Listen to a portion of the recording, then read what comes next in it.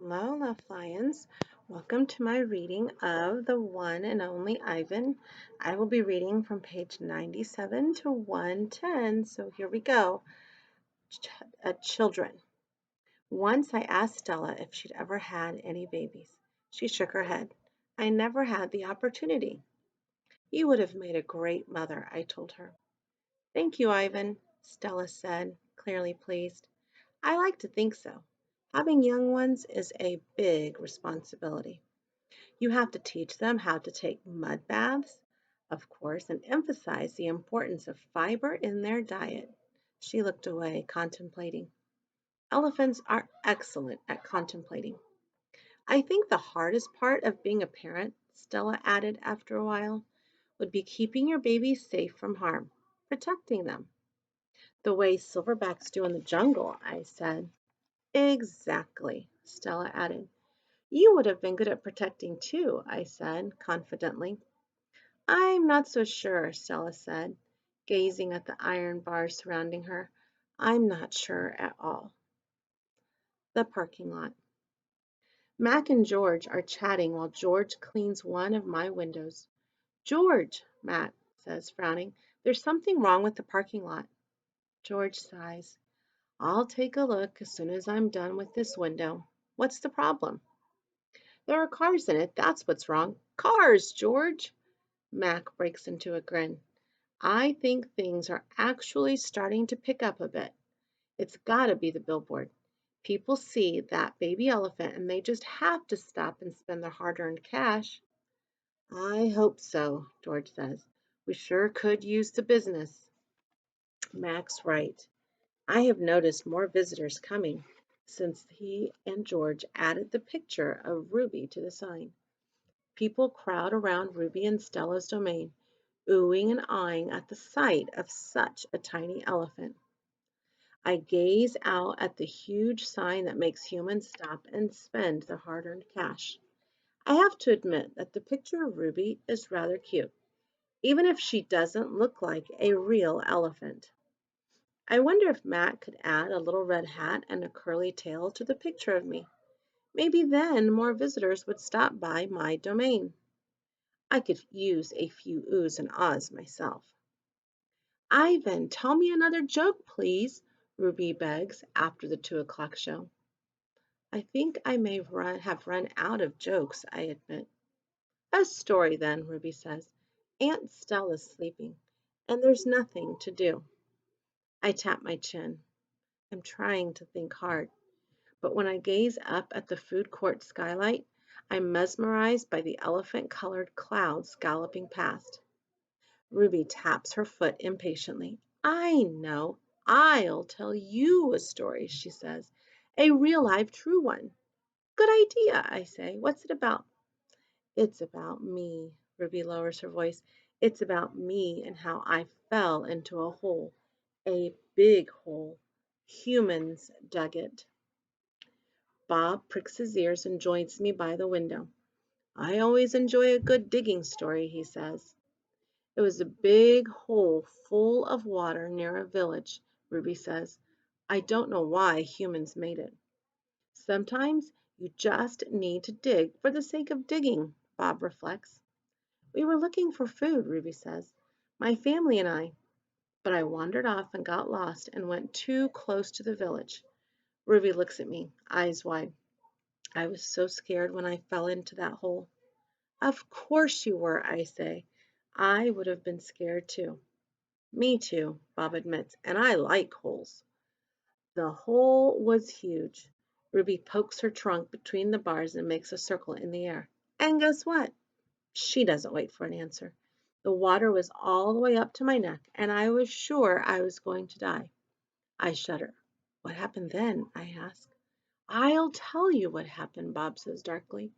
They captured her and put her in a box and shipped her off, and here she is, just like they did with Stella. He pauses to scratch an ear. Humans. Rats have bigger hearts. Roaches have kinder souls. Flies have... No, Bob, Ruby interrupts. You're wrong. These humans helped me. When they saw I was trapped, they grabbed ropes and they made loops around my neck and my tummy. The whole entire village helped, even little kids and grandmas and grandpas, and they all pulled and pulled and Ruby stops. Her lashes were wet, and I know she must have been remembering all the terrible feelings from that day. And they saved me, she finishes in a whisper. Bob blinks. They saved you? He repeats.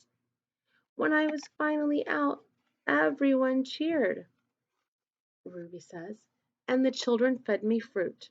And then all those humans led me back to my family. It took the whole day to find them. No way, Bob says, still doubtful. It's true, Ruby says, every word. Of course it's true, I say. I've heard rescue stories like that before. It's Stella's voice. She sounds weary. Slowly, she makes her way over to Ruby. Humans can surprise you sometimes. An unpredictable species, Homo sapiens. Bob still looks unconvinced. But Ruby's here now, he points out. If humans are so swell, who did that to her? I send Bob a grumpy look. Sometimes he doesn't know when to keep quiet. Ruby swallows, and I'm afraid she's going to cry. But when she speaks, her voice is strong. Bad humans killed my family, and bad humans sent me here. But that day in the hole, it was humans who saved me. Ruby leans her head on Stella's shoulder. Those humans were good. It doesn't make any sense, Bob says. I just don't understand them. I never will. You're not alone, I say, and I turn my gaze back to the racing gray clouds. A hit. Stella's foot hurts too much for her to do any hard tricks for the 2 o'clock show. Instead, Mac pulls her, limping, into the ring where she tracks a circle in the sawdust. Ruby clings to her like a shadow. Ruby's eyes go wide when Snickers jumps on Stella's back, then leaps onto her head. At the 4 o'clock show, Stella can only get as far as the entrance to the ring. Ruby refuses to leave her side. At the 7 o'clock show, Stella stays in her domain. When Mac comes for Ruby, Stella whispers something in her ear. Ruby looks at her pleadingly, but after a moment, she follows Mac to the ring. Ruby stands alone. The bright lights make her blink. She flaps her ears. She makes her tiny trumpet sound. The humans stop eating their popcorn. They coo. They clap. Ruby is a hit. I don't know whether to be happy or sad. Worry. When Julia arrives after the show, she brings 3 thick books, 1 pencil, and something she calls magic markers. Here, Ivan, she says, and she slides 2 magic markers and a piece of paper into my domain. I like the sundown colors, red and purple, but I don't feel like coloring. I'm worried about Stella. All evening she's been quiet, and she hasn't eaten a bit of her dinner. Julia follows my gaze. Where is Stella, anyway? She asks, and she goes to Stella's gate. Ruby extends her trunk, and Julia pats it. Hi, baby, she says. Is Stella all right? Stella is lying in a pile of dirty hay. Her breath is ragged. Dad, Julia calls, could you come here a minute? George sets aside his mop. Do you think she's okay? Julia asks.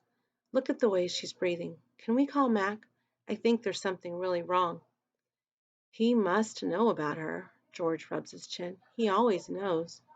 But a vet costs money, Jules. Please. Julia's eyes are wet. Call him, Dad.